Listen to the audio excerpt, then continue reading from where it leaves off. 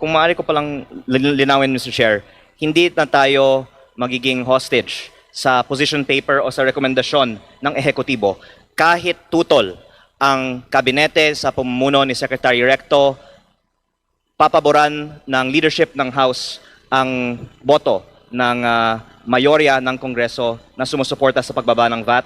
Kaya maaasahan ng ating mga kababayan na pagbukas ng Kongreso muli sa May 4, pagbobotohan na natin ang pagbaba ng value-added tax. Tama po ba, Mr. Chair? Maraming salamat po. Hindi, pwede kayo pumalakpak. Sige po, opo, para i-express po natin ang ating sentimiento. Pero tulad po ng sabi natin is, sisiguraduhin natin na babalangkasin natin at pagdidesisyonan yan. Sinabi po ni Congressman Dagook na narinig din niya na si Secretary Recto ang humaharang sa pagbaba ng VAT. Wala naman nagtanggi sa inyo na si Secretary Recto ay tutol sa pagbaba ng VAT.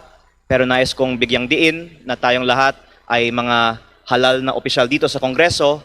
Tayo po ay nasa demokrasya at may separation of powers. At hindi po dapat, porket may mga miyembro ng kabinete na humaharang sa pagboto sa isang bill, na kailangan ng Kongreso sundan ang boses ng isang miyembro ng kabinete over ang boses ng sambayanang Pilipino.